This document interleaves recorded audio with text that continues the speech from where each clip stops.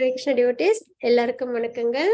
நம்ம பகவத்கீதை லெவல் 1ல இருக்கோம். 18 days கோர்ஸ்ல level 1ல இருக்கோம். அதுல நம்ம இன்னைக்கு பார்க்க போறது கர்மயோகம், கிருஷ்ண உணர்வில் செயல். அதான் நம்ம பார்க்க போறோம். சரிங்களா? பகவத்கீதையில முதல் 6 அத்தியாயங்கள் கர்மயோகத்தை பத்தி நமக்கு பகவான் விளக்கம் கொடுத்திருப்பாங்க. அதுல இன்னைக்கு நம்ம பார்க்க போறது, அதாவது 3rd சாப்டர்ல நம்ம பார்த்தது கர்ம யோகா. பொதுவா நம்ம செய்யற செயல்கள் எப்படி இருக்கணும், பகவானோட யோகம் அப்படின்றது பகவானோட நம்மள சம்பந்தப்படுத்துற ஒரு விதம் இல்லைங்களா? ஒரு சாதனம் அப்படின்றத நம்ம பார்க்கிறோம் இல்லைங்களா? அப்போ செயல்கள் மூலியமா பகவானை நம்ம எப்படி அடைய முடியும்ன்றது. அதுவே இன்னும் கொஞ்சம் அட்வான்ஸ்டா, ஏன்னா நம்ம நேத்திக்கு பார்த்தது யோகா ஆஃப் நாலேஜ் பார்த்திருக்கோம் இல்லைங்களா? எப்படி நம்ம நாலேஜ் கெயின் பண்ணணும். அதாவது 4 சம்பிரதாயம் இருக்கு. அந்த 4 சம்பிரதாயம் அங்கீகரிக்கப்பட்ட சம்பிரதாயம் இருக்கு. அந்த 4 சம்பிரதாயத்துல ஏதோ ஒரு சம்பிரதாயத்துல இணைஞ்சு நம்ம கண்டிப்பா ஆன்மீக விஷயங்களை தெரிஞ்சுக்கணும் அப்படின்றத நம்ம பார்த்தோம். அப்புறம் குருவுக்கு பணிவிடை செஞ்சு ஹம்பிளா சப்மிசிவா நம்ம நாலேஜ் கெயின் பண்ணிக்கணும்ன்றதையும் தெரிஞ்சுக்கிட்டோம். பகவானை பத்தின நிறைய விஷயங்கள் நம்ம நேற்றுக்கு பார்த்தோம். அப்புறம் இது கர்மா அப்படின்றதுல செயல்கள்ல 3 பார்த்தோம். விக்கர்மான்றது செய்யக்கூடாத செயல்கள், வேதத்துல செய்யக்கூடாது அப்படின்னு சொல்லியிருக்கிற செயல்கள். ஆனா அதை மீறி செஞ்சோம் அப்படின்னா நமக்கு பாபம் சேரும். அப்புறம் இன்னொன்னு கர்மம், இன்னொன்னு அது என்னன்னா ஃப்ரூட்டிவ் ரிசல்ட்ஸ் எதிர்பார்த்து நம்ம செய்யற செயல்கள்னு பார்த்தோம். அதற்கு அப்புறம் இன்னொன்னு அக்கர்மா, செயலின்மைன்னு பார்த்தோம். எங்க செயலின்மை? இந்த ஜட உலகத்துல செயலின்மை நமக்கு. ஆனா பகவானுக்காக செய்யக்கூடிய செயல்கள் அப்படின்ற விஷயங்கள்லாம் நம்ம தெரிஞ்சுக்கிட்டோம் இல்லைங்களா? அப்போ இன்னும் அதிகமா கிருஷ்ண உணர்வில் செயல்கள் எப்படி செய்யறது அப்படின்றத நம்ம இந்த அத்தியாயத்துல நம்ம தெரிஞ்சுக்க போறோம். சரிங்களா? ஹரே கிருஷ்ணா. லலிதா மாதாஜி, மங்களாச்சரணம் வாசிச்சிடலாங்களா? ஹரே கிருஷ்ணா மாதாஜி. ஹரே கிருஷ்ணா. ஓம் அஜ்ஞானதிமிராந்தஸ்ய ஞானாஞ்சனசலாகயா சக்ஷுர உன்மிலிதம் येन தஸ்மை ஸ்ரீ குரவே நமः. ஸ்ரீ சைத்தன்ய மனோபீஷ்டம் ஸ்தாபிதம் येन பூதலே ஸ்வயம் ரூபகதா மஹ்யம் ததாதி ஸ்வபதாந்திகம். வந்தேகம் ஸ்ரீ குரோ ஸ்ரீயுதபத கமலம் श्री गुरून् वैष्णवां च श्रीरूपं साग्रजातं सहगण रघुनाथान्वितं तं सजीवं सात्वैदं सावधूतं परिजनसहितं कृष्ण चैतन्य देवं श्री राधा कृष्ण पादान् सहगण ललिता श्री विशाखान्वितां च। हे कृष्णा करुण सिन्धो दीनबन्धो जगत्पते गोपीशा गोपिका कान्ता राधा कान्ता नमोस्तुते। तप्त कांचन गौरंगी राधे वृंदावनेश्वरी वृषभानुसुते देवी प्रणमामि हरिप्रिये।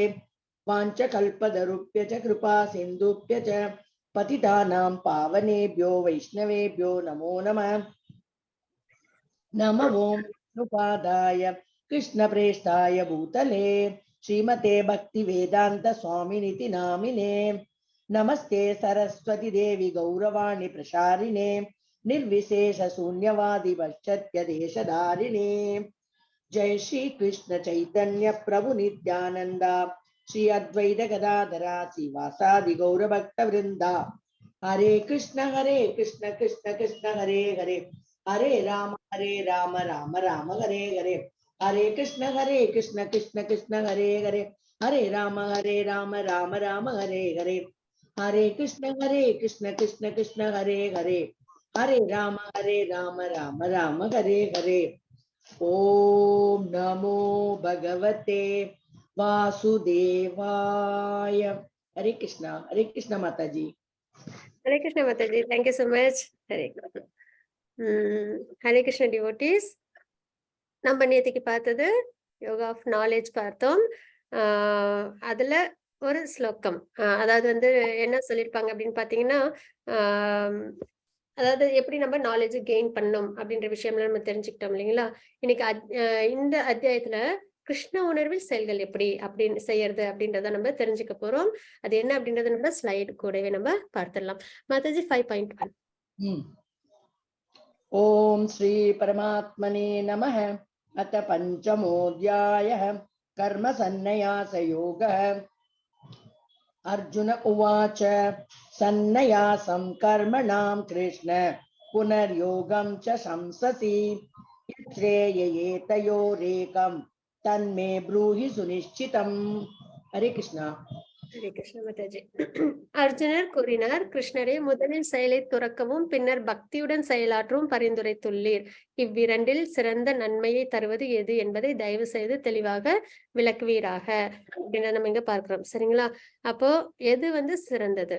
செயலை துறக்கிறதா இல்ல அதாவது பக்தியுடன் செயலாற்றுறது சிறந்ததா அப்படின்னு நம்ம பார்க்கிறோம். அதாவது ஒர்க் வித் டிவோஷன், அதுதான் சிறந்தது. நம்ம செய்யற செயல் பக்தி மார்க்கமா இருக்கணும் அப்படின்றதுதான். இப்ப நம்ம ஒரு செயல் செய்யறோம், பகவானோட நாமத்தை உச்சரிக்கிறதுன்றது ஒரு செயல் இல்லைங்களா? நம்ம பேசுறதுன்றது ஒரு செயல். அதுவே பகவானோட நாமமா நம்ம சாண்டிங் பண்ணும்போது அது ஒர்க் வித் டிவோஷன் அப்படின்ற ஒரு தாத்பரியத்தை கொடுக்குது இல்லைங்களா? இப்ப நம்ம இப்ப இந்த கிளாஸ் அட்டென்ட் பண்றோம். இப்ப என்ன ஆகுது? நம்மளோட சென்சஸ், நம்மளோட மனம் எல்லாம் யார் மேல லயிக்குது? பகவான் மேல லயிக்குது இல்லைங்களா? பகவான் கொடுத்த இன்ஸ்ட்ரக்ஷன்ஸை நம்ம கேட்கிறோம்.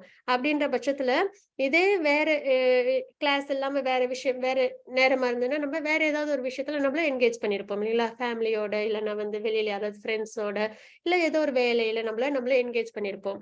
அது அது சாதாரண செயல். அதே இப்ப நம்ம இந்த கிளாஸ்ல இருக்கிறதுன்றது ஒர்க் வித் டிவோஷன். இதுவும் ஒரு செயல், நம்ம கிளாஸ் அட்டென்ட் பண்றது. ஆனா இது யாரு சம்பந்தப்பட்டதா இருக்குது? பகவான் சம்பந்தப்பட்டதா இருக்குது. நமக்கு புரிதலை ஏற்படுத்துது. நம்ம பகவத்கீதை, நம்மளோட மேன்வல், வாழ்க்கை எப்படி வாழணும்ன்றதுக்கான இன்ஸ்ட்ரக்ஷன்ஸ் பகவான் பகவத்கீதையில கொடுத்திருக்காங்க. அதை நம்ம தெரிஞ்சுக்கிறோம் இல்லைங்களா? அப்போ இது ஒர்க் வித் டிவோஷன். அப்போ எந்த ஒரு செயல் செஞ்சாலும் அதை பகவான் முன்னிலை நிறுத்தி செய்யறதுதான் ஒர்க் வித் டிவோஷன். அதாவது பக்தியுடன் செயலாற்றுறது அப்படின்னு நம்ம இங்க பார்க்கிறோம். அப்போ அர்ஜுனர் இங்க என்ன கேக்குறாங்க? எது சிறந்தது? செயலை துறக்கிறது சிறந்ததா இல்ல பக்தியுடன் செயலாற்றுறது சிறந்ததா அப்படின்றத கேட்டிருக்காங்க. இரண்டுமே சிறந்தது. ஆனால் பக்தியுடன் செயலாற்றுறதுதான் சிறந்தது அப்படின்றத நம்ம பார்ப்போம். பகவான் பரிந்துரைக்கிறாங்க, அதுதான் பரிந்துரைக்கிறாங்க அப்படின்னு நம்ம தெரிஞ்சுப்போம். அதற்கு முன்னாடி நம்ம இதற்கு முன்னாடி பார்த்த அத்தியாயங்கள்ல ஒரு சில விஷயங்கள் நம்ம கவனத்துல கொண்டு வருவோம். அதாவது அர்ஜுனரின் தவறான புரிதல் என்ன அப்படின்றத நம்ம இங்க தெரிஞ்சுக்க போறோம். வறண்ட மன ஊகங்களை விட பக்தி சேவை சிறந்தது அப்படின்றத நம்ம தெரிஞ்சுக்கிட்டோம். என்னன்னா அர்ஜுனர் என்ன பண்ணிருக்காங்க? எனக்கு போரிட விருப்பம் இல்ல அப்படின்றத சொல்லியிருந்தாங்க இல்லைங்களா? அப்போ அது அவங்களுக்கு எதனால அந்த மாதிரி தோணுச்சு? வறண்ட மன ஊகங்கள். இவங்க எல்லாம் போர்ல அழிஞ்சு போயிடுவாங்களே, இவங்க எல்லாம் இல்லாதப்போ நம்ம இந்த ராஜ்யத்தை ஆண்டு நம்ம என்ன சந்தோஷத்தை அனுபவிக்க போறோம், எல்லாருக்கும் கஷ்டம் ஏற்படுமே அப்படின்றது நிறைய போட்டு மனசுல சஞ்சலங்களை கொண்டு வந்துட்டாங்க இல்லைங்களா?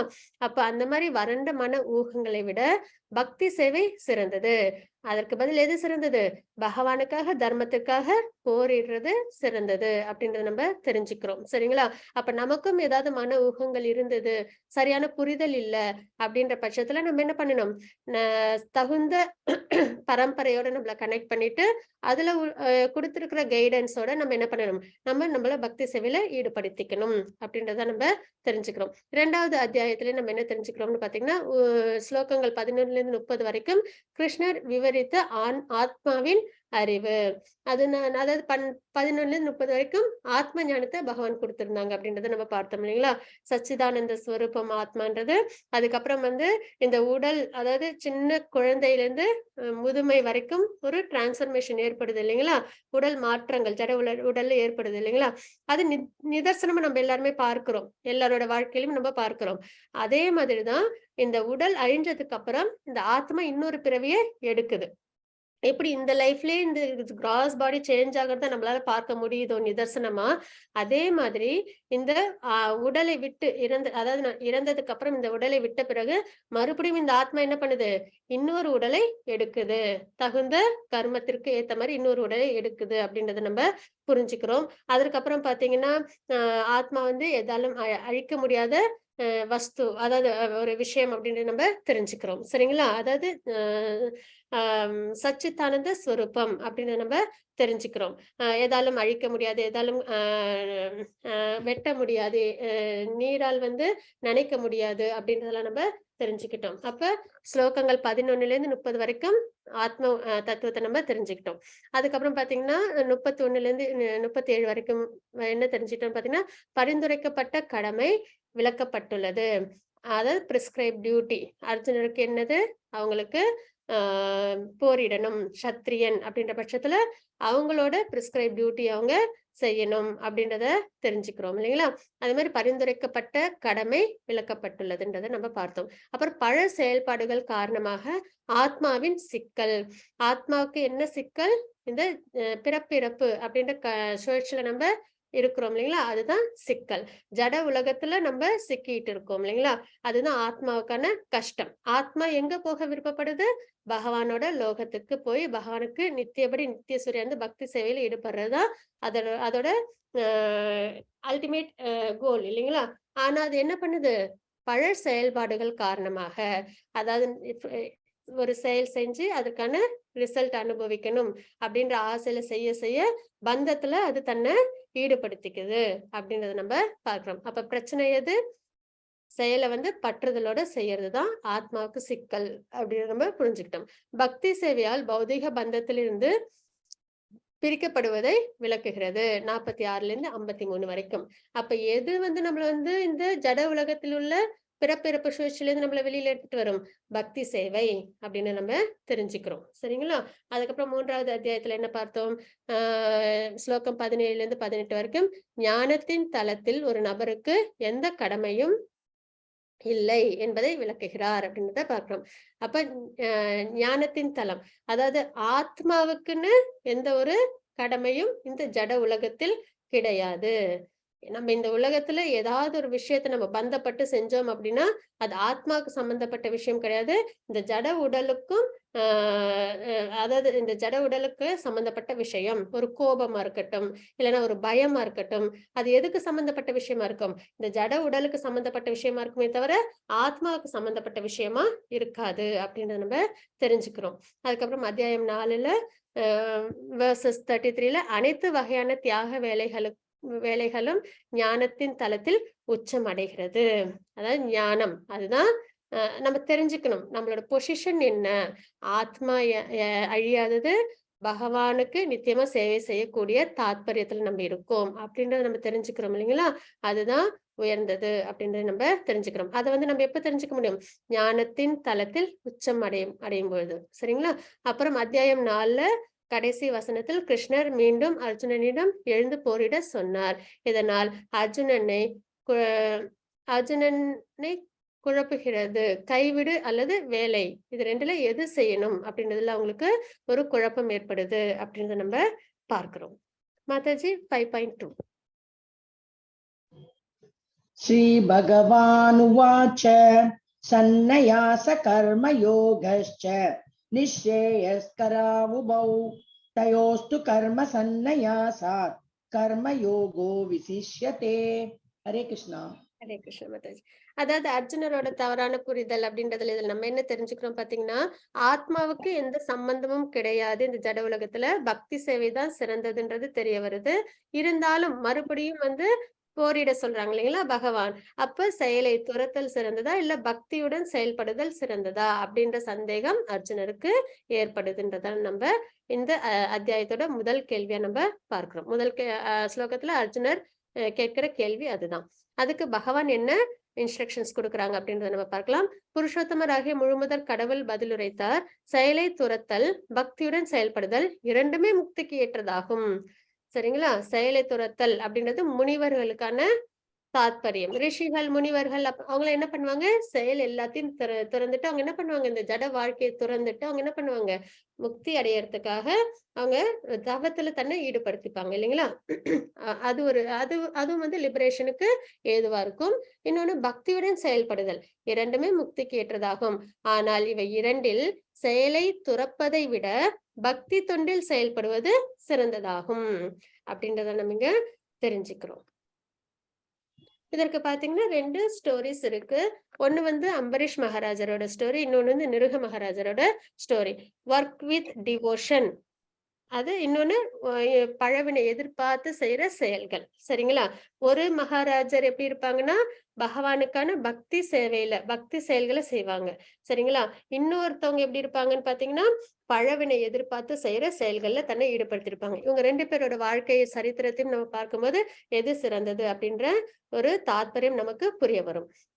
அதுல அம்பரீஷ் மகாராஜரோட ஸ்டோரிய நம்ம ஃபர்ஸ்ட் பாத்துடலாம். அம்பரீஷ் மகாராஜ் அப்படின்றவங்க ஒரு சிறந்த அரசர். அவங்க வந்து பக்தியில வந்து ரொம்பவே உன்னதமானவங்க. சரிங்களா? அதாவது நாரதர் வந்து போய் பகவான் கிட்ட கேட்பாங்களாம்.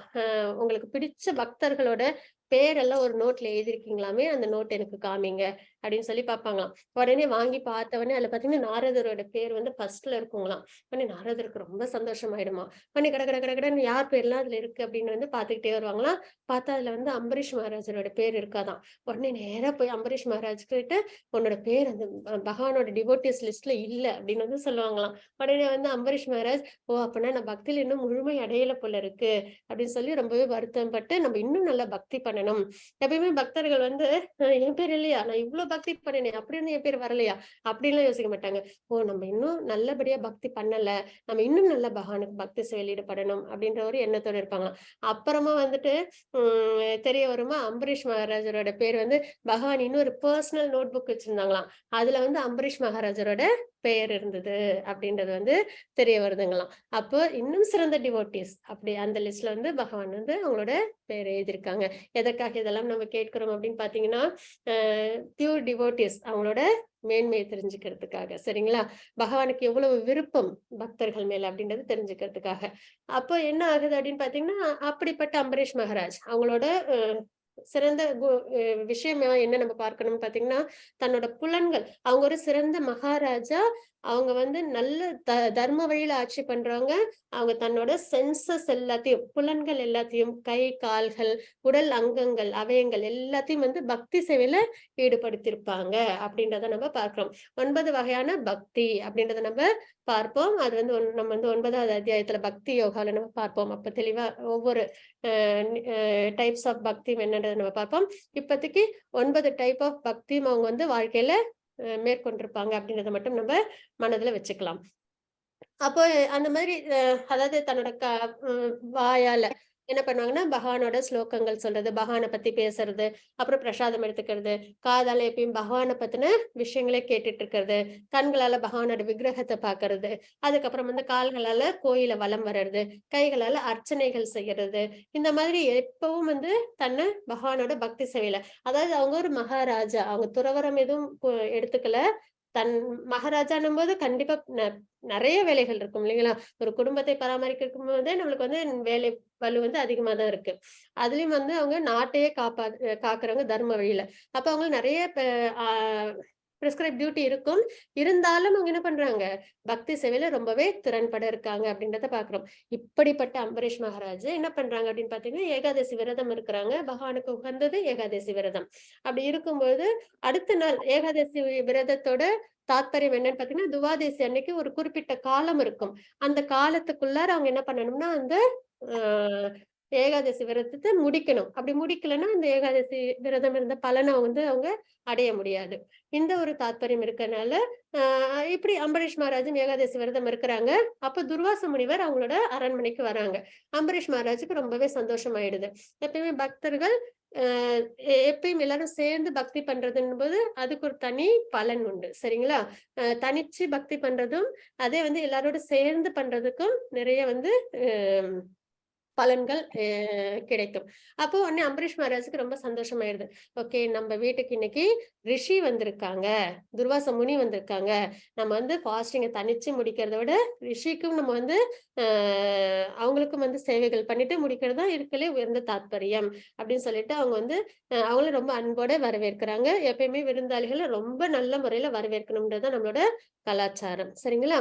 அப்படின்ற பட்சத்துல அவங்க நல்ல எந்த குறையும் இல்லாம வரவேற்கிறாங்க. அப்ப அ இவங்களுக்கு துர்வாச முனிக்கும் ரொம்பவே சந்தோஷமாயிடுது. அவங்க என்ன சொல்றாங்கன்னா, சரி ஏகாதசி ஃபாஸ்டிங் நானும் உன்னோட சேர்ந்து வந்து முடிச்சுக்கிறேன் அப்படின்னு சொல்லிட்டு நான் போய் குளிச்சுட்டு வரேன்னு சொல்லிட்டு அவங்க ஆற்றங்கரைக்கு போறாங்க. போனவங்க வரல. லேட் ஆகுது. இங்க ஃபாஸ்டிங் முடிக்கிற நேரம் வேற நெருங்கிக்கிட்டே இருக்கு. அம்பரீஷ் மகாராஜுக்கு ரொம்பவே பயம் வந்துடுது. இப்ப ஏகாதசி ஃபாஸ்டிங் முடிக்கணும். ஆனா துர்வாச முனிவர் இன்னும் வரல. அவங்களுக்கு வேற ஏற்கனவே கோபம் அதிகமா வருமே அப்படின்னு சொல்லிட்டு உடனே அவங்க என்ன பண்ணாங்க, எப்பயுமே முனிவர் நல்ல சிறந்த அரசர்கள் வந்து தனிச்சு முடிவெடுக்க மாட்டாங்க. அவங்க குருவை கேட்டுதான் அவங்க முடிவெடுப்பாங்க. உடனே அவங்க குருவையும் அவங்க மினிஸ்டர்ஸையும் கேக்குறாங்க. என்ன பண்ணலாம்? இப்ப வந்து துர்வாச முனிவரை விட்டுட்டு நான் வந்து ஆகாரம் எடுத்துக்க முடியாது அப்படின்னோடனே அவங்கெல்லாம் வந்து அவங்களுக்கு குரு வந்து அட்வைஸ் பண்றாங்க. நீங்க வந்து தீர்த்தம் எடுத்துக்கோங்க. துளசி தீர்த்தம் எடுத்துக்கிறதுன்றது தவறு கிடையாது. நம்ம வீட்டுக்கு வர விருந்தாளிகள விட்டுட்டு சாப்பிடுறது, உணவு எடுத்துக்கிறது தான் தவறே தவிர, அவங்கள விட்டுட்டு தீர்த்தம் எடுத்துக்கிறதுல எந்த தவறும் கிடையாது. ஃபாஸ்டிங்கும் நீங்க வந்து நிறைவேத்தின மாரி இருக்கும் அப்படின்னு வந்து சொல்றாங்க. உடனே தீர்த்தம் எடுத்துக்கிறாங்க. இத வந்து துர்வாச முனிவர் அவங்களோட மிஸ்டிக் பவரால பாத்துடுறாங்க. எப்பயுமே இந்த தவம் பண்றவங்களுக்கெல்லாம் ஆத்ம பலம் அதிகமா இருக்கும். அதனால அவங்களுக்கு நெறைய இந்த அ பவர்லாம் அதிகமா இருக்கும். மிஸ்டிக் பவர்லாம். இத வந்து அவங்க கவனிச்சுடுறாங்க. ஞான திருஷ்டினால பாத்துடுறாங்க. உடனே அவங்களுக்கு ரொம்ப கோபம் வந்துடுது. வந்து அம்பரீஷ் மகாராஜ் என்ன பண்றாங்க, அ தன்னோட தலையிலேருந்து ஒரு முடிய எடுத்து கீழ போட்டு, அதுலேருந்து வந்து ஒரு அசுரன வர வச்சு அம்பரீஷ் மகாராஜ அழிக்கிறதுக்கு முயற்சி பண்றாங்க. அம்பரீஷ் மகாராஜ அழிக்கிறதுக்கு அந்த டீமன் போற சமயத்துல என்ன ஆயிடுது, பகவான் கிருஷ்ணரோட கையிலிருந்து என்ன வந்து அந்த சுதர்சன சக்கரம் வந்து அந்த டீமன அழிச்சிடுது. அசுரன அழிச்சிடுது. சரிங்களா? அழிச்சது மட்டும் இல்லாம துர்வாச முனிவரையும் தொரத்துது. துர்வாச முனிவர் பயந்துட்டு என்ன பண்ண, ஏன்னா சுதர்சன சக்கரம் தொரத்துது இல்லைங்களா? பயந்துட்டு எல்லாத்தையும் போய் நீ காப்பாத்துங்கன்னு சொல்றாங்க. அப்புறம் தேவர்கள் கிட்ட போய் கேட்கறாங்க. அவங்களும் வந்து எங்களால முடியாது. சுதர்சனத்தை எதிர்க்கிற சக்தி எங்களுக்கு கிடையாதுன்றாங்க. அப்புறம் பிரம்மா கிட்டயும் போறாங்க. பிரம்மாவும் என்னால சுதர்சனத்தை கட்டுப்படுத்த முடியாதுன்றாங்க.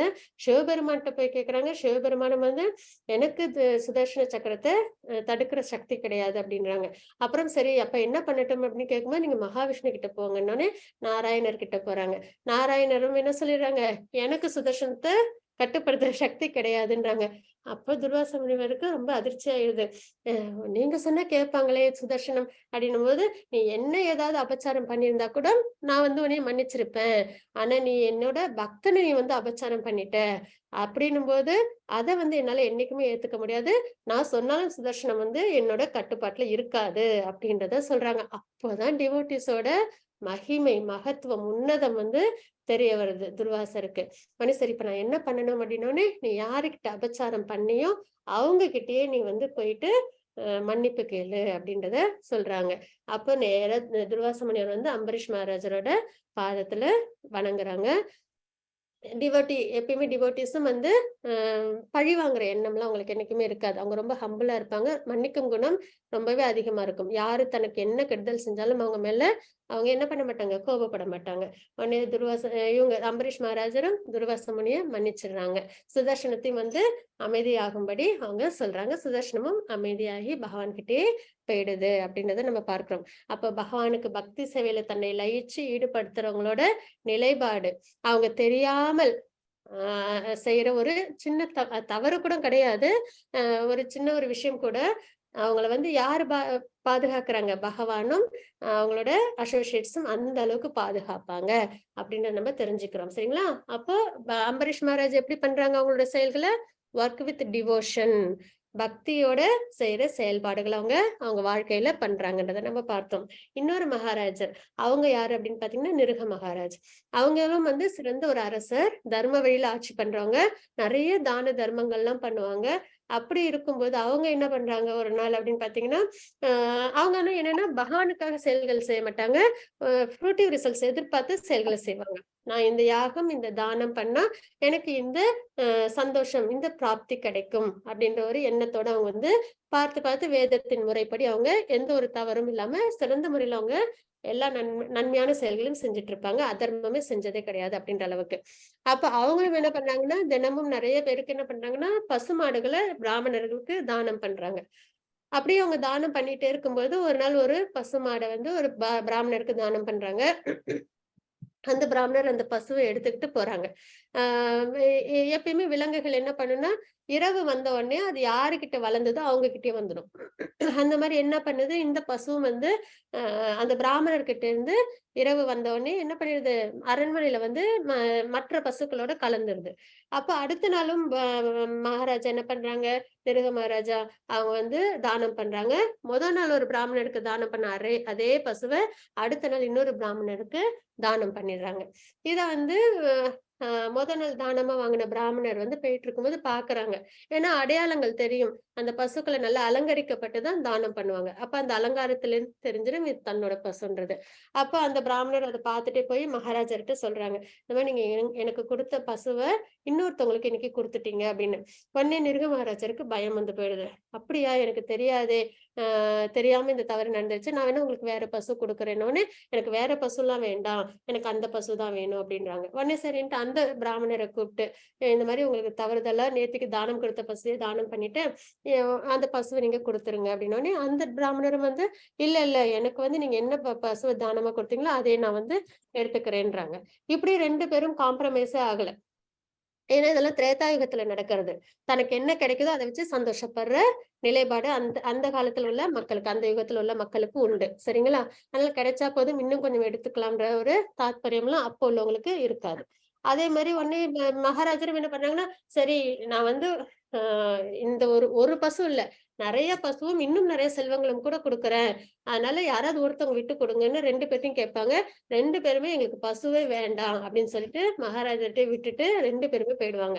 அப்புறம் சரின்ட்டு காம்ப்ரமைஸ் ஆகலருந்து மகாராஜரும் சரி தவறு நடந்துருச்சு இருந்தாலும் பரவாயில்லன்ட்டு அடுத்த நாளும் வந்து அவங்க நிறைய தானங்கள்லாம் பண்றாங்க. இப்படியே அவங்க வாழ்க்கையும் நல்லபடியா நிறைய கர்மங்கள்லாம் செஞ்சு நல்ல நல்ல கர்மங்கள் செஞ்சு நிறைவுக்கு வருது. மரணம் வருது. மரணம் வரும்போது யமராஜர் வராங்க. யமராஜர் வந்து சொல்றாங்க, இந்த மாதிரி நீ எல்லாமே நல்ல நல்ல விஷயங்கள் செஞ்ச, உனக்கு சொர்க்கத்துல நிறைய சந்தோஷங்களை அனுபவிக்கிற பாக்கியம் உண்டு. ஆனா ஒரே ஒரு தவறு மட்டும், அதுவும் உனக்கு தெரியாம பண்ணிட்ட அப்படின்றது சொல்றாங்க. அப்படியா, என்ன தவறுனோனே, இந்த மாதிரி ஒரே பசுவை நீ வந்து 2 பிராமணர்களுக்கு தானமா கொடுத்துட்ட. அதுதான் நீ செஞ்ச ஒரே தவறு. அப்ப அதுக்கான தண்டனையை நீ அனுபவிக்கிறியா முதல்ல, இல்ல சந்தோஷங்களை ஃபர்ஸ்ட் அனுபவிக்கிறேன்னோடனே நிருக மகாராஜா சொல்லுவாங்க, நான் தண்டனையை ஃபர்ஸ்ட் அனுபவிச்சுக்கிறேன். உடனே தண்ணி இல்லாத கிணற்றுல நீ வந்து பெரிய லிசார்டா இருக்கணும் அப்படின்றதுதான் உனக்கான தண்டனை அப்படின்னு சொல்றாங்க. உடனே நான் இப்ப இந்த சாபத்துல இருந்து எப்படி வெளியில வருவேன் அப்படின்னு வந்து நிருக மகாராஜா கேக்குறாங்க. துவாபர யுகத்துல பகவான் கிருஷ்ணர் அவதாரம் எடுப்பாங்க. அவங்க வந்து உன்னை ஸ்பரிசம் பண்ணும்போது உனக்கு இந்த பாப விமோச்சனம் கிடைக்கும் அப்படின்றதையும் குறிப்பிடுவாங்க. உடனே அதே மாதிரி தண்ணி இல்லாத கிணத்துல துவாபர யுகம் வர வரைக்கும், திரேதா யுகத்துல இருந்து துவாபர யுகம் கடைசியில கிருஷ்ணர் அவதாரம் எடுக்கிற வரைக்கும் அந்த கிணற்றுலயே நிருக மகாராஜா ஒரு பெரிய லிசார்டா இருக்காங்க. சரிங்களா? அப்போ கிருஷ்ணரோட பிள்ளைகள் துவாபர யுகத்துல விளையாண்டுட்டு இருக்காங்க. அவங்க விளையாண்ட ஒரு பொருள் வந்து அந்த கிணற்றுக்குள்ள விழுந்துருது. விழுந்த உடனே அதை எடுக்கிறதுக்காக வர்றாங்க. அப்ப பார்த்தா அங்க அந்த பெரிய பல்லி இருக்கும். அதை பார்த்த உடனே இவங்க வெளியில எடுக்க முயற்சி பண்ணுவாங்க. ஆனா அவங்களால எடுக்க முடியாது. அப்புறம் அவங்களோட தந்தை கிருஷ்ணர்கிட்ட போய் முறையிடுவாங்க. பகவான் வந்து பார்ப்பாங்க. பகவானுக்கு அனைத்தும் தெரியும் இல்லைங்களா? நேத்துக்கு நம்ம பார்த்தோம். பிரசன்ட், பாஸ்ட், ஃபியூச்சர் எல்லாமே தெரியும். அப்படின்ற பட்சத்துல அவங்க என்ன பண்ணாங்க, நிருக மகாராஜரை தோடுறாங்க. அந்த லிசார்ட் உருவத்துல இருக்கிற நிருக மகாராஜரை. அப்ப அவங்க ஒரு திவ்யமான ரூபத்தை அவங்க அடையிறாங்க. அப்போ கிருஷ்ணர் பகவான் வந்து கேக்குறாங்க, நீ எதனால இந்த மாதிரி இருக்க? பகவானுக்கு தெரியும், இருந்தாலும் மத்தவங்களுக்கு தெரியணுமே கேக்குறாங்க. அப்ப நிருக மகாராஜர் தன்னோட ஸ்டோரிய சொல்றாங்க. இந்த மாதிரி தெரியாம நான் வந்து 2 பிராமணர்களுக்கு ஒரே பசுவை நான் தானம் பண்ணிட்டேன். அதனால எனக்கு இந்த தண்டனை கிடைச்சது அப்படின்றத சொல்றாங்க. அதற்கு அப்புறம் அவங்க முக்தி அடையறாங்கன்றத நம்ம பார்க்கிறோம். சரிங்களா? அப்போ பழவினை எதிர்பார்த்து செய்யற செயல்கள் நல்லதே செஞ்சாலும் சில சமயம் தவறுகள் ஏற்படுறதுக்கு வாய்ப்புண்டு. அப்ப அதனால நம்மளுக்கு என்ன ஏற்படும், சில சமயம் நமக்கு பாபங்கள் வந்து சேரும் அப்படின்றத தெரிஞ்சுக்கிறோம். அப்ப அதற்கான தண்டனைகளை நம்ம அனுபவிக்கணும். அதே ஒர்க் வித் டிவோஷன், பகவானுக்காக செய்யற செயல்கள்ல செய்யும்போது நமக்கு எப்பயுமே பாதுகாப்பு நிறையவே உண்டு. பகவானை அடையிற வழியும் அது நமக்கு காமிக்கும். பகவான் அன்பையும் நமக்கு அது பெற்றுக் கொடுக்கும் அப்படின்றத நம்ம தெரிஞ்சுக்கிறோம். ஹரே கிருஷ்ண மாதாஜி. 5.3 5.3 கேயச நித்ய சன்னயாசி யோ ந துவேஷ்டி ந காங்க்ஷதி நிர்த்வந்தோ ஹி மகாபாஹோ சுகம் பந்தாத் பிரமுச்யதே. ஹரே கிருஷ்ணா. ஹரே கிருஷ்ண மாதாஜி. எவனொருவன் தனது செயல்களின் விளைவுகளில் விருப்பு வெறுப்பு அற்றவனோ அவனே நிரந்தரமான சந்நியாசி ஆவான். வளம் பொருந்திய புயங்களை உடைய அர்ஜுனா, எல்லா இருமைகளிலிருந்தும் விடுபட்டுள்ள அத்தகையோன் பௌதீக பந்தங்களை எளிதில் வென்று முழுமையாக முக்தி அடைகின்றான் அப்படின்றத நம்ம இந்த ஸ்லோகத்துல தெரிஞ்சுக்கிறோம். சரிங்களா? எவனொருவன் தனது செயல்களின் விளைவுகளில், பந்தம் அதாவது செயல் செய்யறோம், அதுக்கு ஒரு ரிசல்ட் இருக்கும் இல்லைங்களா, அதுல விருப்பு வெறுப்பு அற்றவனும், அந்த எதிர்பார்த்து செய்யக்கூடிய செயல்கள் செய்யாம இருக்கணும், விருப்பு வெறுப்பு இல்லாமல் இருக்கிறது, அதுதான் சந்நியாசம். நம்ம வந்து காட்டுல போய் தவம் பண்றது சந்நியாசம் கிடையாது. விருப்பு வெறுப்பு இல்லாம செயலை பகவானுக்காக செய்யற செயல்களை செய்யும் போது நம்ம சந்நியாசி அப்படின்றத நம்ம பார்க்கிறோம். மனத்தின் அளவுல சந்நியாசம் இருக்கணும் இந்த ஜட உலகத்திலிருந்து. ஏன்னா இது நிரந்தரமற்றது. எவ்வளவு பாடுபடுறோம் இந்த வாழ்க்கையில, நம்ம இதை அடையணும் அதை அடையணும்னு சொல்லிட்டு நிறைய மன உளைச்சல், நிறைய நம்ம வந்துட்டு கஷ்டங்களை நம்ம வந்து ஃபேஸ் பண்றோம் ஒரு ஒரு நாளும் இல்லைங்களா? அப்போ ஒரு நாள் நம்ம யோசிச்சு பார்த்தோம்னா இவ்வளவு பாடும் இவ்வளவு கஷ்டமும் நித்தியமா நம்ம இங்க இருக்க போறோம் அப்படின்னா பரவாயில்ல, அனுபவிக்கலாம். இல்ல நம்ம கூட இருக்கிற உறவுகளும் நித்தியமா நம்ம கூட இருக்க போவதுனாலும் அனுபவிக்கலாம், தவறில்லை. ஆனா இந்த உடலும் நித்தியம் கிடையாது, இந்த வாழ்க்கையும் கிடையாது, இந்த உறவுகளும் கிடையாது. நம்ம சேர்த்து வச்ச எதையும் நம்மளால எடுத்துட்டு போகவும் முடியாது.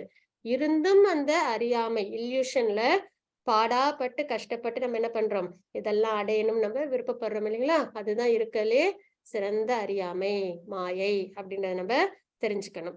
அப்போ மனத்தளவுல நம்ம எப்படி இருக்கணும், நித்தியமானது ஆத்மா, ஆத்மாவுக்கு சம்பந்தப்பட்ட விஷயம் பகவானுக்கு பக்தி சேவை, அதுல நம்மள ஈடுபடுத்திக்கிறது இருக்கலே சிறந்த புத்திசாலித்தனம் அப்படின்றது நம்ம தெரிஞ்சுக்கணும். அததான் நம்ம பகவத்கீதை மூலியமா நம்ம தெரிஞ்சுக்கிற விஷயமும் கூட. அப்போ சந்நியாசம்ன்றது விருப்பு வெறுப்புகளை துறந்து இருக்கிறதுன்றதை நம்ம தெரிஞ்சுக்கிறோம். பலம் பொருந்திய புயங்களை உடைய அர்ஜுனா, எல்லா இருமைகளிலிருந்தும், இருமைகள் அப்படின்றது பாத்தீங்கன்னா இதுதான் விருப்பு வெறுப்பு, நண்பன் விரோதி, அந்த மாதிரிலாம் நம்ம பார்க்கிறோம் இல்லைங்களா? பிடிச்சது பிடிக்காதது, அப்புறம் குளிர் வெப்பம், இந்த மாதிரி மானம் அவமானம், இந்த மாதிரி இருக்கு இல்லைங்களா, டியூவாலிட்டிஸ், இதெல்லாம் நம்ம பொறுத்துக்கிற குணம் வேணும். இதெல்லாம் வந்து ஜட வாழ்க்கைக்கு சம்பந்தப்பட்டது, நித்தியமானது இல்ல அப்படின்னு நம்ம தெரிஞ்சுக்கணும். ஏன்னா நம்மளுக்கு சந்தோஷம் வருது இல்லைங்களா, துக்கம் வருது. நம்ம வந்து கோயில்ல போயிட்டு எனக்கு இந்த சந்தோஷம் வேணும் அந்த சந்தோஷம் வேணும் நம்ம பகவான்கிட்ட நிறைய வேண்டிக்கிறோம். நம்ம என்னைக்கும் போயிட்டு கோயில்ல பகவானே எனக்கு கிடைச்ச கஷ்டம் பத்தல, இன்னும் கொஞ்சம் கொடுங்க நம்ம கேட்கறதே இல்லை இல்லைங்களா? எனக்கு இன்னும் நிறைய கஷ்டத்தை கொடுங்க வாழ்க்கையில. குந்தி மகாராணி மட்டும்தான் கேட்டிருக்காங்க அந்த மாதிரி. ஏன்னா நான் அப்பதான் பக்தி சேவையில் ஈடுபடுவேன்றதுக்காக. ஆனா மனிதர்கள் நம்ம யாரும் வந்து போய் கேட்கறது இல்லை, எனக்கு இன்னும் நிறைய நிறைய கஷ்டங்களை கொடு கடவுளே அப்படின்னு. ஆனாலும் என்ன வருது, நமக்கு கஷ்டங்கள் வருது இல்லைங்களா வாழ்க்கையில. அதே மாதிரி நம்ம போய் பகவான்கிட்ட எனக்கு சந்தோஷத்தை கொடு அப்படின்னு வந்து நம்ம கேட்க வேண்டிய அவசியமே கிடையாது. அதற்கான சுக்கிருத்தி இருந்தது அப்படின்னா அவசியம் சிறந்த முறையில அது நம்மளை வந்து அடையும் அப்படின்றதான் தாற்பயம். அந்த நம்பிக்கை வேணும். எப்படி கஷ்டங்கள் நம்ம கேட்காமலே சிறந்த முறையில நம்ம வாழ்க்கையில வருதோ அதே மாதிரி நன்மைகளும் நம்ம வாழ்க்கையில கண்டிப்பா வரும் அப்படின்ற நம்பிக்கை இருந்ததுன்னா நம்ம கிட்ட அந்த சஞ்சலம் இருக்காது, அந்த ஆன்சைட்டி கிடைக்குமோ கிடைக்காதுன்றது இருக்காது. நம்ம வாழ்க்கையில அமைதியான முறையில பக்தியில நம்மளால ஈடுபட முடியும். அப்ப அந்த இருமைகள் அதுல இருந்து விடுபட்டு இருக்கணும். பௌதீக பந்தங்களை எளிதில் வென்று முழுமையாக முக்தி அடைகின்றான் அப்படின்றது இந்த ஸ்லோகத்துல நம்ம தெரிஞ்சுக்கிறோம். இவங்க பாத்தீங்கன்னா ஹரிதாஸ் தாக்கூர். இவங்க வந்து ஒரு சிறந்த ஒரு பக்தர், சைத்தன்ய மகாபிரபு காலத்துல வாழ்ந்தவங்க. இவங்க என்ன பண்ணுவாங்க அப்படின்னு பாத்தீங்கன்னா எப்பயும் ஹரிநாம சங்கீர்த்தனத்தை உச்சாரணம் பண்ணிக்கிட்டே இருப்பாங்க, மகாமந்திரத்தை உச்சரிச்சுக்கிட்டே இருப்பாங்க. சரிங்களா? ஒரு நாளைக்கு 22 மணி நேரம் உச்சாரணம் பண்ணிட்டே இருப்பாங்க. அப்படி அவங்க பண்ணி அதுலயே அவங்க லயிச்சும் இருப்பாங்க. அப்படிப்பட்ட ஹரிதாஸ் தாக்கூர்ட்ட ஒரு பெண்மணி வராங்க. அவங்க யாரு அப்படின்னு பாத்தீங்கன்னா வேசியாஸ்திரி. அவங்க வர்றாங்க, வந்து தன்னோட விருப்பத்தை ஹரிதாஸ் தாக்கூர்ட்ட முறையிடுறாங்க. உடனே ஹரிதாஸ் தாக்கூர் என்ன சொல்றாங்கன்னா, நீங்க கொஞ்ச நேரம் வெயிட் பண்ணுங்க, நான் என்னோட சாண்டிங் முடிச்சுட்டு வரேன் அப்படின்னு சொல்லி சாண்டிங் பண்றாங்க. உடனே அன்னைக்கு நாள் முடிஞ்சிருது, நீங்க போயிட்டு நாளைக்கு வாங்க அப்படின்னு சொல்லி அனுப்புறாங்க. மறுபடியும் அந்த பெண்மணி அடுத்த நாளும் வந்து தன்னுடைய விருப்பத்தை அவங்க கிட்ட முறையிடுறாங்க. மறுபடியும் நீங்க வெயிட் பண்ணுங்க, நான் சாண்டிங் முடிச்சுட்டு வரேன்றாங்க. மறுபடியும் சாண்டிங் பண்றாங்க. சரிங்களா? அடுத்த நாளும் வந்து அன்னைக்கும் நாள் முடிஞ்சிருது, அடுத்த நாள் வாங்க அப்படின்றாங்க. மறுபடியும் அந்த பெண்மணி அடுத்த நாள் போறாங்க. ஆனா அவங்க கிட்ட என்ன ஒரு மாற்றம் ஏற்படுது, அவங்களும் சாண்டிங் பண்ண ஆரம்பிக்கிறாங்க. அப்படின்றத நம்ம பார்க்கிறோம். சரிங்களா? அதுதான் அசோசியேஷன்றது. நம்ம வந்து ரொம்பவே இந்த மாயையோட தாக்கத்துல இருந்தாலும் பக்தர்களோட நம்ம அதிகமா பழக பழக நமக்கும் வந்து பக்தி அப்படின்றது அவசியம் வரும் அப்படின்றதுதான் நிதர்சனமான உண்மை. அப்படி இருக்கும்போது இந்த பெண்மணியும் என்ன பண்றாங்க, ஹரே கிருஷ்ணா மகாமந்திரத்தை உச்சாரணம் பண்ண ஆரம்பிச்சுறாங்க. இவங்களும் சிறந்த டிவோட்டியா மாறிடுறாங்க அப்படின்றத நம்ம தெரிஞ்சுக்கிறோம். மாதாஜி 5.10. ब्रह्मण्यादाय कर्माणि संगं त्यक्त्वा करोति यः लिप्यतेन स पापेन पद्मपत्र विवाम्बसा. हरे कृष्ण. ஹரே கிருஷ்ணா மாதாஜி. பற்றின்றி தனது கடமைகளை செய்து பலன்களை பரமபுருஷ பகவானுக்கு அர்ப்பணிப்பவன் தாமரை இலை எவ்வாறு நீரில் தீண்டப்படுவதில்லையோ அது போல அவன் பாப விளைவுகளால் தீண்டப்படுவதில்லை. நமக்கு பாபம் வந்து சேரக்கூடாது அப்படின்னு நம்ம நினைச்சோம்னா, ஏன்னா பக்தி பண்ணி பகவான் அடையிறது அப்படின்றது அடுத்த கட்டம். முதல் விஷயமா நம்ம என்ன நினைக்கிறோம், இந்த உலகத்துல நம்ம சந்தோஷமா இருக்கணும், கஷ்டம் இல்லாம வாழணும் அப்படின்ற ஒரு எண்ணம் எல்லாருக்கும் உண்டு இல்லைங்களா? அப்ப அந்த முறையில நம்ம இருக்கணும்னா கூட நம்மளுக்கு கஷ்டம் வரக்கூடாதுனாலும் நம்ம என்ன பண்ணணும், நம்ம செய்யற செயல்கள்ல உள்ள பலன்களை நம்ம எதிர்பார்க்க கூடாது. பகவானுக்கு அர்ப்பணம் பண்ணிட்டு நம்ம செயல்களை செய்யணும் அப்படின்றத நம்ம இங்க தெரிஞ்சுக்கிறோம். சரிங்களா?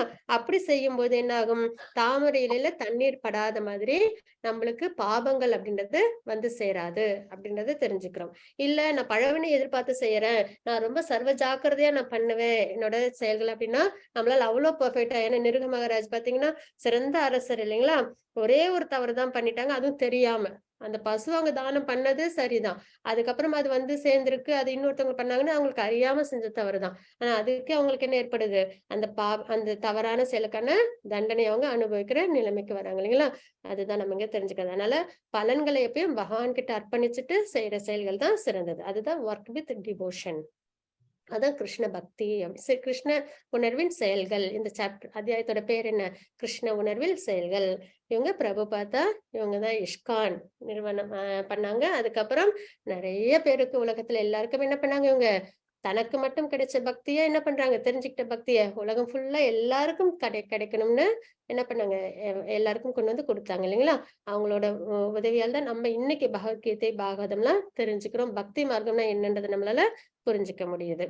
அதான் work in Krishna consciousness. Hare Krishna Mataji 5.18. विद्या विनय संपन्ने ब्राह्मणे गविहस्तिनि शुनि चैव स्वपाके च पंडिता समदर्शिनः. हरे कृष्णा. ஹரே கிருஷ்ணா மாதாஜி. அடக்கமுள்ள பண்டிதர்கள் தங்களது உண்மை ஞானத்தின் வாயிலாக கற்றறிந்து தன்னடக்கமுள்ள பிராமணன், பசு, யானை, நாயை தின்பவன் என அனைவரையும் சமநோக்கில் காண்கின்றனர் அப்படின்றத பார்க்கிறோம். சரிங்களா? நம்மளுக்கு டியூவாலிட்டிஸ் வரக்கூடாதுன்றத நம்ம பார்த்தோம் இல்லைங்களா? சில ஸ்லோகங்களுக்கு முன்னாடி இருமைகள் அதுல நம்ம நாட்டம் வச்சுக்க கூடாதுன்றத பார்த்தோம். அப்ப நம்ம அந்த மாதிரி ஒரு டிஃபரன்ஸ் பார்க்க கூடாது அப்படின்னா நம்மளோட பார்வை எப்படி இருக்கணும் அப்படின்னா, அடக்கமுள்ள பண்டிதர்கள் எப்படி இருப்பாங்க, அடக்கமுள்ள பண்டிதர்கள். ஹம்பிள்னஸ் ரொம்பவே முக்கியம். ஃபால்ஸ் ஈகோ இருந்ததுன்னா பக்தி வளராது. சரிங்களா? அப்ப அடக்கமுள்ள பண்டிதர்கள் தங்களது உண்மை ஞானத்தின் வாயிலாக, அவங்களுக்கு தெரிஞ்ச ஞானம் என்னது, ஆத்ம தத்துவம், பகவானுக்கு சேவை செய்யணும், இந்த தத்துவங்கள்லாம் தெரியுது இல்லைங்களா? அதன் வாயிலாக அவங்க எப்படி இருப்பாங்களாம், பிராமணர்கள், பசு, யானை, நாயை தின்பவன், யாரா இருந்தாலும் அவங்க எல்லாரையும் எப்படி பார்ப்பாங்க, சமநோக்கோட பார்ப்பாங்கன்றத பார்க்கிறோம். அப்ப அவங்களோட நிலைப்பாடு எப்படி இருக்கும், எல்லாரையும் ஆத்மாவாவும் எல்லார்கிட்டையும் பரமாத்மா இருக்கிறதையும் அவங்களால உணர முடியும். எல்லாருடைய இதயத்திலும் ஆத்மாவும் பரமாத்மாவும் இருக்காங்க. அப்போ நம்ம முன்னாடி கடவுள் இருக்காங்கன்னு நம்ம என்ன பண்ண மாட்டோம், நிந்திக்க மாட்டோம் இல்லைங்களா? நம்ம அவங்க மேல துவேஷம் பாராட்ட மாட்டோம். அப்போ எல்லார்கிட்டையும் யார் இருக்காங்கன்றத மட்டும் அவங்க பார்ப்பாங்க. அவங்களோட ஃபோக்கஸ் ஃபுல்லா எல்லாரையும் ஆத்மா பரமாத்மா இருக்காங்க அப்படின்றது. இன்னொன்னு, எல்லா ஆத்மாவும் பகவானோட அங்கம், பார்ட் அண்ட் பார்சல்ன்றது தெரிய வரும். எல்லாருமே பகவானுக்கு பக்தி சேவையில ஈடுபடுறது, இதுல ஒரு டிஃபரன்ஸுமே பாக்குறதுக்கே கிடையாது. எல்லாருக்குமே என்ன தாத்பரியம், ஆத்மாவோட தாத்பரியம் பகவானுக்கு பக்தி சேவை செய்யறதுதான். அப்ப அதுல ஒரு டிஃபரன்ஸுமே கிடையாது. எல்லாருமே பகவானுக்கு தான் சேவை செய்ய போறோம். அப்ப டிஃபரன்ஸ் பாக்குறவங்க எதை வச்சுதான் நம்ம பார்ப்போம், இந்த ஜட உடல் சம்பந்தப்பட்ட விஷயத்துலதான். கோபம், விருப்பு, வெறுப்பு, பயம், பற்றுதல் இதெல்லாம் எதுல இருந்து வருது? இந்த ஜட உடலோட சம்பந்தப்பட்ட விஷயத்துலதான் அது எத்தனையும் வருது இல்லைங்களா? அப்ப அந்த ஜட உடல்ன்றதே நித்தியமானது கிடையாதுன்னும் போது அது சம்பந்தப்பட்டதையும் அவங்க என்ன பண்ணிடுவாங்க? இருமைகள் இல்லாம அவங்க ஒதுக்கிடுவாங்க. அப்போ ஆத்மா, ஆத்மாவோட பரமாத்மா இத மட்டும் அவங்க போக்கஸ்டா நித்தியமானதை மட்டும் பார்ப்பாங்க. எல்லாரையும் சமநோக்குல அவங்க பார்க்க ஆரம்பிப்பாங்க அப்படின்றத நம்ம இந்த ஸ்லோகத்துல தெரிஞ்சுக்கிறோம். பண்டிதா சமதர்ஷின அப்படின்றத நம்ம இங்க பார்க்கிறோம். மாதாஜி 5.20. ஏஹி சம்ஸ்பர்ஷஜா போகா துக்க யோனய ஏவதே ஆத்யந்தவந்த கௌந்தேய ந தேஷு ரமதே புதஹ. ஹரே கிருஷ்ணா. ஹரே கிருஷ்ணா மாதாஜி. ஜட புலன்களின் தொடர்பினால் வரும் இன்பம் துன்பங்களுக்கு காரணமாக இருப்பதால் அறிவுடையோன் அதில் பங்கு கொள்வதில்லை அப்படின்றத தெரிஞ்சுக்கிறோம். குந்தியின் மகனே, இத்தகு துன்பங்களுக்கு ஆரம்பமும் முடிவும் இருப்பதால் அறிவுடையோன் இவற்றில் மகிழ்ச்சி அடைவதும் இல்லை அப்படின்றத தெரிஞ்சுக்கிறோம். சரிங்களா? மகிழ்ச்சி வந்துச்சுன்னா உடனே நம்ம ரொம்ப சந்தோஷப்படுறதுக்கும் அர்த்தம் இல்லை. ஏன்னா எப்படி துக்கம் முடியுதோ அதே மாதிரி மகிழ்ச்சியும் முடியும். சொர்க்கமே போனாலும் நம்மளோட புண்ணிய காரியங்களுக்கான பலன் தீர்ந்தவொடனே திரும்பி நம்ம எங்கதான் வரணும்? இந்த பூலோகத்துக்கு தான் வரணும். இப்ப நம்ம நிறைய செல்வங்கள்லாம் வச்சிருந்தாலும் நம்ம இறந்தோம் அப்படின்னா அத்தனையும் விட்டுட்டு தான் போக போறோம் இல்லைங்களா? அப்போ இது இங்க உள்ள மகிழ்ச்சி எல்லாத்துக்குமே என்ன இருக்கு? ஒரு முடிவுன்றது இருக்கு. அப்போ ஜட சம்பந்தப்பட்ட விஷயங்கள் ஜட புலன்களின் தொடர்பினால் வரும் இன்ப துன்பங்களுக்கு காரணமாக இருப்பதால், அப்ப நமக்கு வர இன்ப துன்பங்களுக்கு யாரு காரணம்? ஜட புலன்கள் கிட்ட உள்ள தொடர்பு. இததான் 2வது அத்தியாயத்திலும் பார்த்தோம், 3வது அத்தியாயத்திலும் பார்த்தோம், இந்த அத்தியாயத்திலும் பார்க்கிறோம். அதற்கான எக்ஸாம்பிள் தான் இதெல்லாம். இந்த மீன் என்ன பண்ணுது? உணவுன்னு நினைச்சு அது போய் என்ன பண்ணுது? ஆசையா தன்னோட நாக்குக்கான சுவையை சாட்டிஸ்ஃபை பண்றதுக்காக போகுது. ஆனா என்ன பண்ணிடுது? உள்ளார மாட்டிக்குது இல்லைங்களா? அதே மாதிரி இந்த தேனி என்ன பண்ணுது? பூ மலர்ந்த உடனே வாசனை தேடி வர வர பூவை நோக்கி போகுது. தேன் இருக்குன்னு குடிக்க போகுது. நேரம் தெரியாம அதுலயே இருக்கு. தாமரைப்பூ என்ன பண்ணிடும்? மூடிடும் இல்லைங்களா? சன் இதாகும்போது செட் ஆகும்போது திருப்பி அதால வெளியில வர முடியாம தன்னோட புலன் இன்பத்திற்காக இது என்ன பண்ணிடுது? தன்னோட வாழ்க்கையை அதுவும் விட்டுடுது. அதே மாதிரி மானும் பாத்தீங்கன்னா என்ன பண்ணும்? நல்ல இசைக்கு மயங்கிடும் இல்லைங்களா? அந்த இசையை நோக்கி அது போகும்போது என்ன ஆயிடுது? வேடன் கிட்ட அகப்பட்டுடுதுன்றத பார்க்கிறோம். அதே மாதிரி இந்த விட்டில் பூச்சும் என்ன பண்ணுது? வெளிச்சத்தை நோக்கி போகுது. அதே மாதிரி இந்த யானையும் என்ன பண்ணுது? பெண் யானையை நோக்கி போகும்போது இந்த குழியில அது மாட்டிக்குது அப்படின்றத பார்க்கிறோம். அப்ப சென்ஸ் கிராட்டிபிகேஷன் பண்ண போகும்போது என்ன ஆயிடுது? தன்னை மறந்த மனிதன் அதுல லயிக்கும் போது அவனுக்கு துன்பம் ஏற்படுது அப்படின்றத நம்ம இங்க தெரிஞ்சுக்கிறோம். அப்படிப்பட்ட புலனின்ப தொடர்புகளிலிருந்து நம்ம எப்படி இருக்கணும்? சற்று விலகி இருக்கணும். நம்மளுக்கு கெடுதல் யாரோ ஒருத்தவங்க கெடுதல் பண்றாங்கன்னு நம்ம அவங்க கிட்ட இருந்து விலகி இருப்போம் இல்லைங்களா? இப்ப கொரோனா வந்துச்சு உடனே நம்ம என்ன பண்ணோம்? மாஸ்க் போட்டுக்கிட்டோம், கையெல்லாம் சுத்தமா வச்சுக்கிட்டோம், டிஸ்டன்ஸ் எல்லாம் மெயின்டைன் பண்ணோம் இல்லைங்களா? அப்போ நமக்கு நித்தியமா தர கஷ்டங்கள் இந்த சென்ஸ் ஆர்கன்ஸ் இல்லைங்களா? புலனின்ப பொருட்கள் அதுல இருந்து நம்ம எப்படி இருக்கணும்? விலகி இருக்கிறது சிறந்தது அப்படின்றத நம்ம இங்க பார்க்கிறோம். ஜட புலன்களின் தொடர்பினால் வரும் இன்ப துன்பங்களுக்கு காரணமாக இருப்பதால் அறிவுடையோன் அதில் பங்கு கொள்வதில்லை. குந்தியின் மகனே, இத்தகைய இன்பங்களுக்கு ஆரம்பமும் முடிவும் இருப்பதால் அறிவுடையோன் இவற்றில் மகிழ்ச்சி அடைவதும் இல்லை அப்படின்றது இந்த ஸ்லோகத்துல தெரிஞ்சுக்கிறோம். இப்ப நம்ம கையில எல்லா அதிகாரமும் இருக்கு, கண்ட்ரோலும் இருக்குன்னா நம்ம பிரயத்தனை பண்ணலாம். நமக்கு வர துன்பத்தை நம்மளால கண்ட்ரோல் பண்ண முடியாது இல்லைங்களா? அப்படின்னும் போது நம்ம நிறைய பிரயத்தனப்பட்டு இந்த மன உளைச்சல்லாம் நம்ம எடுத்துக்கிறோம்னு போது அது என்ன ஆகும்? நமக்கு ஒரு நல்ல ஒரு அமைதியை கொடுக்காது. அப்ப பக்தி சேவையில நம்ம ஈடுபடணும். பகவானுக்கு பக்தி சேவை செய்யும் போது நம்மளால என்ன பண்ண முடியும்? நித்தியமான அமைதியும் சந்தோஷத்தையும் நம்மளால அனுபவிக்க முடியும். பிரகலாத் மகாராஜர் தான் அதற்கு சிறந்த உதாரணம். எவ்வளவு கஷ்டங்கள் வந்தாலும் பகவான் அவங்கள பாதுகாத்தாங்க இல்லைங்களா? அதே மாதிரி நம்மளும் நம்பிக்கையோட பக்தியோட பகவானுக்கு சேவையில ஈடுபட்டோம்னா கண்டிப்பா நம்மளுக்கு வர கஷ்டங்கள் எல்லாத்தையும் பகவான் நீக்கிடுவாங்க அப்படின்றதான் சிறந்த உதாரணமா நம்ம பார்க்கிறோம். மாதாஜி 5.23.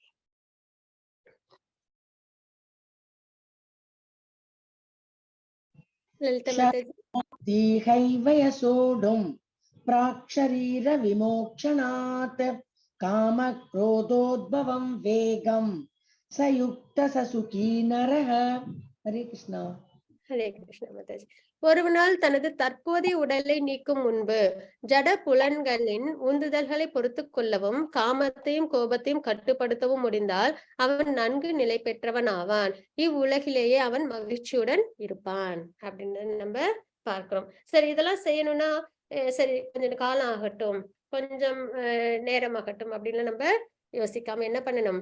ஒருவன் தனது தற்போதைய உடலை நீக்கும் முன்பே, இப்ப நமக்கு கிடைச்சிருக்கிறது ஹியூமன் லைஃப், கிடைத்திருக்கு அரியது இல்லைங்களா? அப்படிப்பட்ட ஹியூமன் லைஃபே நம்ம என்ன பண்ணணும்? நல்லபடியா யூட்டிலைஸ் பண்ணிக்கணும். தற்போதைய உடலை நீக்கும் முன்பு ஜட புலன்களின் உந்துதல்களை பொறுத்து கொள்ளவும். விக்கர்மா அப்படின்னு தெரிஞ்சதுன்னா கொரோனா மாதிரி அதுல நம்ம எட்டக்க வந்துடணும், அதுகிட்ட போகவே கூடாது. தடை செய்யப்பட்ட செயல்கள்ல நம்மள ஈடுபடுத்திக்க கூடாது. நம்ம எதுல ஈடுபடுத்திக்கணும்? பக்தி மார்க்கத்துல நம்மள ஈடுபடுத்திக்கணும். காமத்தையும் கோபத்தையும் கட்டுப்படுத்தவும் முடிந்தால் அவன் நன்கு நிலை பெற்றவன் ஆவான். இவ்வுலகிலேயே அவன் மகிழ்ச்சியுடன் இருப்பான். நம்ம வைகுண்டம் கோலோகம் போய்தான் மகிழ்ச்சியா இருப்போம் கிடையாது. இந்த உலகத்திலேயே நம்ம எப்படி இருக்க முடியும்? மகிழ்ச்சியோட இருக்க முடியும் அப்படின்னு நம்ம இங்க தெரிஞ்சுக்கிறோம். மத்தஜி 5.29. ஓக்தாரம் யக்ய தபசாம் சர்வலோக மகேஸ்வரம் சுக்ருதம் சர்வபூதானாம் ஞாத்வா மாம் சாந்திமிருச்சதி. ஓம் தத்சதிதி.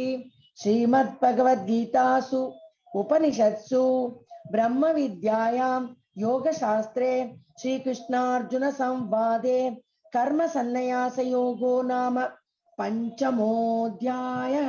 சர்வம் கிருஷ்ணார்ப்பணமஸ்து. ஹரே கிருஷ்ணா. ஹரே கிருஷ்ணா மாதாஜி. ஹரே கிருஷ்ணா மாதாஜி. தேங்க்யூ சோ மச் மாதாஜி. ஹரே கிருஷ்ணா. இந்த ஸ்லோகம் அதாவது 5.29 அமைதிக்கான ஃபார்முலா. சரிங்களா?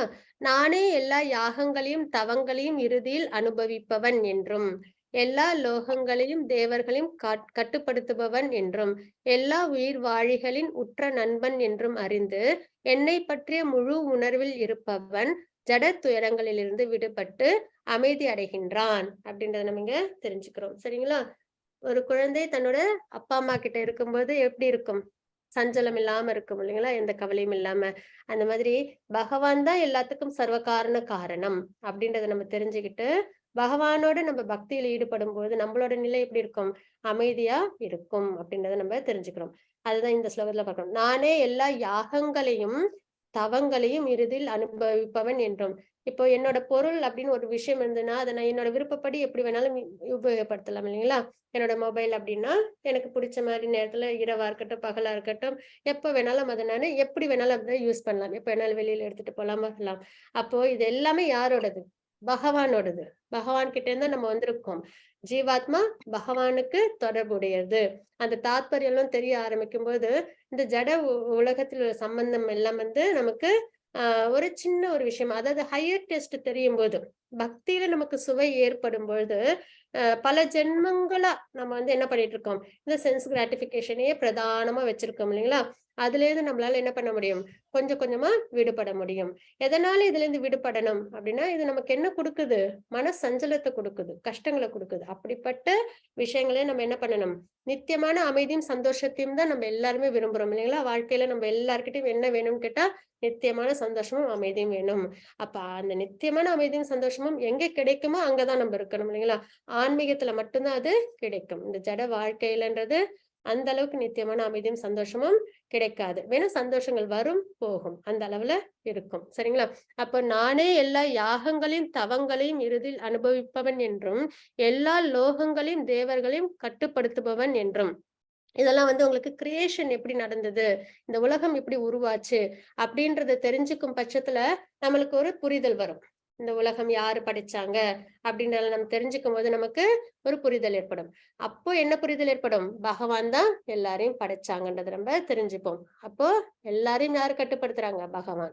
எல்லா இதுவும் அந்தந்த இடத்துல இருக்கு. சூரியன் தன்னோட வேலையை செய்யுது, காற்று அதோட வேலையை செய்யுது இல்லைங்களா? இயற்கையில எந்த ஒரு டிஸ்டர்பன்ஸுமே கிடையாது, நம்ம அதை டிஸ்டர்ப் பண்ணாத வரைக்கும். அப்ப எல்லாமே யாரோட கட்டுப்பாட்டுல எல்லாம் இயங்குது? யாரோட கட்டுப்பாட்டுல? பகவானோட கட்டுப்பாட்டுல இயங்கிட்டு இருக்குன்றத நம்ம தெரிஞ்சுக்கிறோம். எல்லா உயிர் வாழிகளின் உற்ற நண்பன் என்றும்.